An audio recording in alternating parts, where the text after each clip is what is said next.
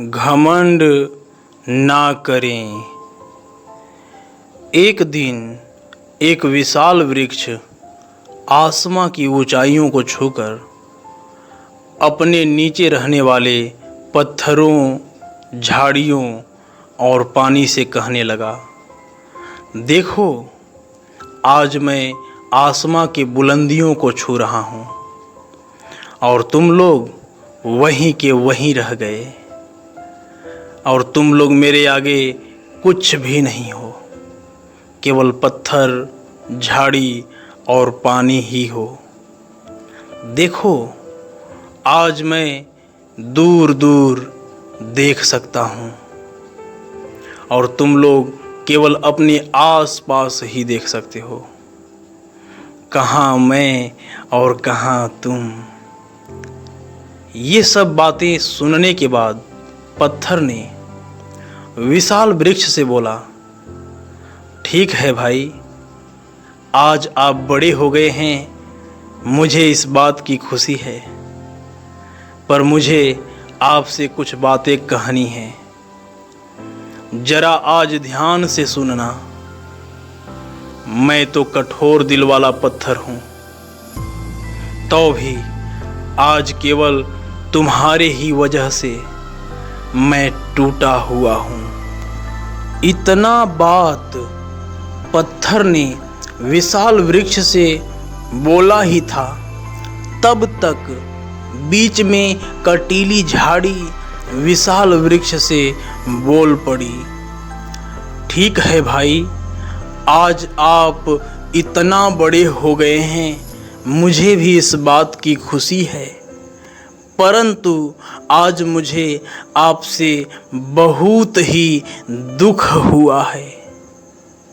आज जो आप इतनी बड़ी बड़ी बातें, वो भी घमंड में भरकर बोल रहे हैं, मुझे बड़ी तकलीफ और पीड़ा हुई है।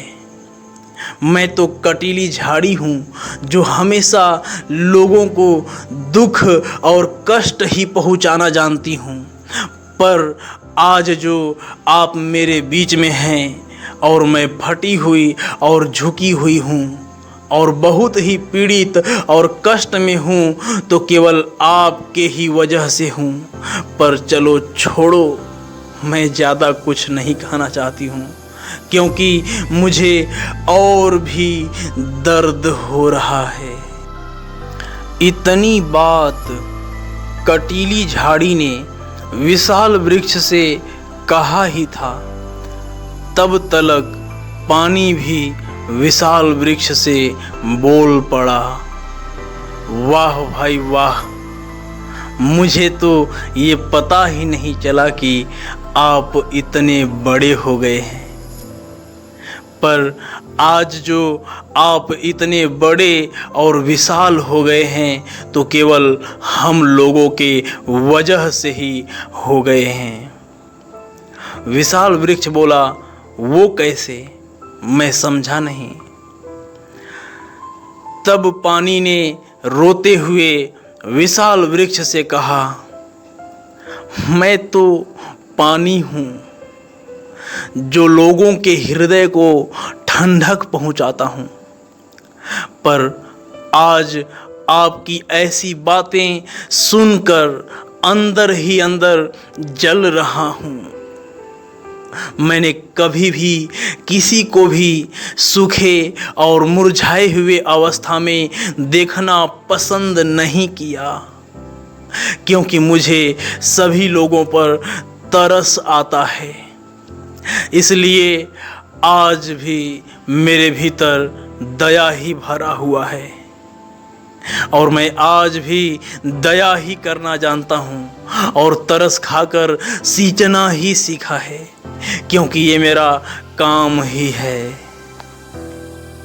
इसीलिए मुझे चट्टान की दीवारों को और कटीली झाड़ियों के जालों को तोड़ फोड़ कर और उखाड़ कर सूखे हुए और दबे हुए लोगों को जीवित रखने के लिए मुझे जाना ही पड़ता है।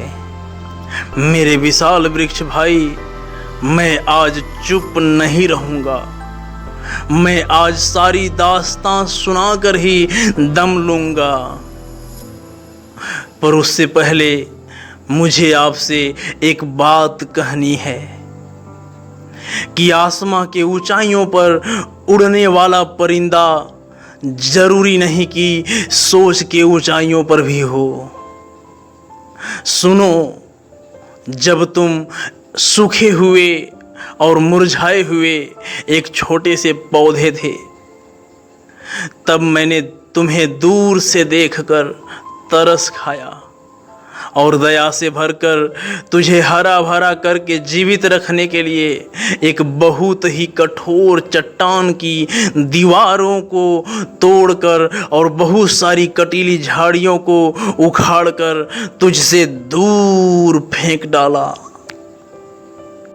ये जो पत्थर के छोटे छोटे टुकड़े तुझे दिखाई दे रहे हैं, ये वो ही कठोर चट्टान है जो तेरे लिए अपने आप को टूटने और कुर्बान होने दिया। और ये पत्थर तुझसे सही ही बोल रहा था कि मैं कठोर दिल वाला होने पर भी तेरे ही वजह से टूटा हुआ हूँ। और ये जो कटीली झाड़ियाँ आज तुझसे दूर झुकी हुई दिखाई दे रही हैं, ये वो ही झाड़ियाँ हैं जो तुझे एक दिन दबाकर और चारों तरफ से घेर कर रखी हुई थीं। पर ये झाड़ियाँ मेरे ही इशारों पर तुझसे दूर झुके हुए स्थिति में चली गई, और आज भी इनका ये झुका हुआ हाल तेरे ही वजह से है। ये कटीली झाड़ियाँ हमेशा लोगों को दर्द ही पहुँचाई, पर तेरे लिए खुद को दर्द और तकलीफ पहुँचाई और तुझे दर्द का एहसास ही नहीं होने दिया। और मैं भी लहराते लहराते चट्टान को तोड़ फोड़ कर और झाड़ियों को उखाड़ कर तेरे पास आया, तो तू उस समय दुबला पतला और सूखा साखा और मुरझाया हुआ एक छोटा सा मामूली पौधा था। पर मैं अपने आप को तेरे ऊपर धारा की नाई उंडेल दिया और तुझे जीवित रखने के लिए रोज रोज थोड़ा थोड़ा अपने में से जल पिला पिला कर बढ़ाया। और तुम आज भी मुझसे ही जल पीकर बात कर रहे हो। मेरे प्रिय विशाल वृक्ष भाई, तुम हमारे ही बदौलत आज इतने बड़े मुकाम पर पहुँचे हो, इसलिए किस बात का घमंड कर रहे हो? तुम्हारा घमंड करना व्यर्थ ही है। इसलिए तुम घमंड करने से अच्छा दूर दूर के लोगों को छाया देकर और अपने आसपास वालों का सम्मान करके हमारे दिलों को सुकून पहुंचाओ। तब तो हमारा टूटना, उखड़ना और तरस कर सींचना व्यर्थ नहीं जाएगा। मेरे प्रिय भाई बहनों, आपने इस कहानी से क्या सीखा? आज आप चाहे कितना भी बड़े मुकाम पर और ऊंचे पद पर हों, उसके पीछे कई लोगों का मदद और कुर्बानी है। इसलिए घमंड करना छोड़कर प्यार से एक दूसरे के साथ में व्यवहार करें। जैसा कि वचन में लिखा है, विरोध या झूठी बड़ाई के लिए कुछ ना करो, पर दीनता से एक दूसरे को अपने से अच्छा समझो। हर एक अपने ही हित की नहीं वरन दूसरों के हित की भी चिंता करें। जैसा मसीह यीशु का स्वभाव था वैसा तुम्हारा भी स्वभाव हो।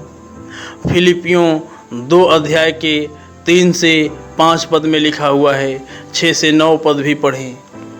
और ये भी वचन में लिखा है कि इसलिए न तो लगाने वाला कुछ है और न सींचने वाला, परंतु परमेश्वर ही सब कुछ है जो बढ़ाने वाला है।